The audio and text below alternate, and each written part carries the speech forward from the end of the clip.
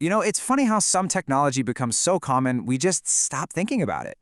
Bluetooth is a perfect example. It connects our headphones, our keyboards, maybe even our toothbrush. But have you ever actually wondered where it came from? Well, its origin story is fascinating, involving everything from Viking kings to a grand vision to finally cut the cord. So let's dive in and explore the history of Bluetooth. Now, just so you know where we're getting our info, this explainer is part 14 of a really comprehensive 20-part series.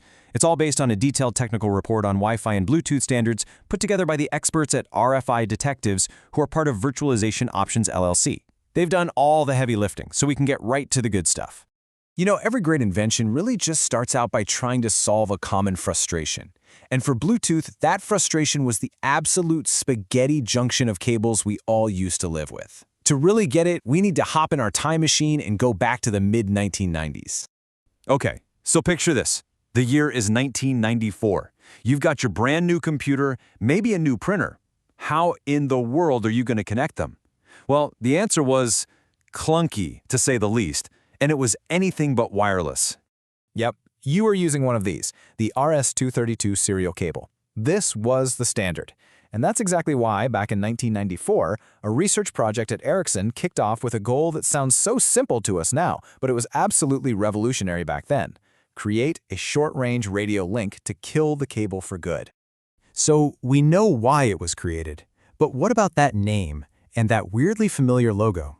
Well, this is where the story takes a pretty cool turn, from a lab in Sweden to 10th century Scandinavian history. The name Bluetooth actually comes from a real person, Harald Bluetooth Gormson.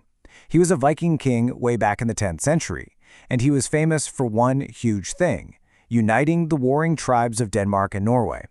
And that whole theme of unification, that's not a coincidence. It is the entire point. See, just like King Harold united those tribes, this new protocol was designed to do the same thing for all of our gadgets. The vision was never just about replacing one cable. No, it was about creating a single universal standard that could connect anything to anything else. I mean, what a brilliant piece of branding, right?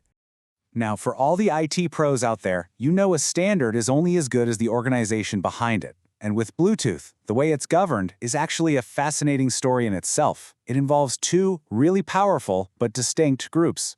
So on one hand, you got the IEEE. Think of them as giving the formal engineering stamp of approval. That's where the IEEE 802.15.1 standard from 2002 comes from. But the real driving force, the group that actually develops, markets, and pushes the technology forward, is the Bluetooth Special Interest Group, or the SIG. Here's a good way to think about it.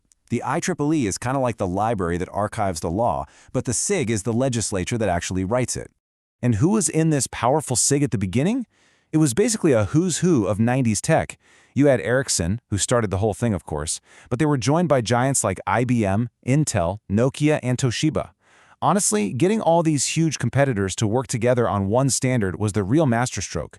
It guaranteed Bluetooth would become a global thing, not just some proprietary tech that fizzled out. Okay, so we've got the why, the what, and the who. But what about the how? How does this whole thing actually work?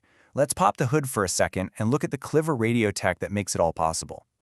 All right, the secret sauce is something called frequency hopping spread spectrum, or FHSS.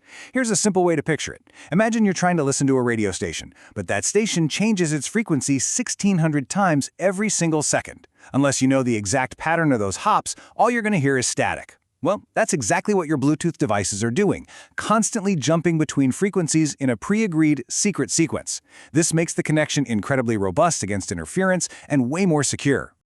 So this classic version of Bluetooth was an absolute game changer. It did exactly what it set out to do. It unified device communication and started killing off our cables.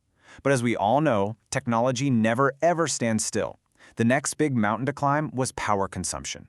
And that leaves us with a really big question.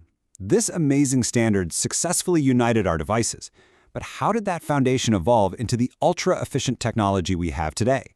The kind that can run for months or even years on a tiny little coin cell battery, powering this massive Internet of Things.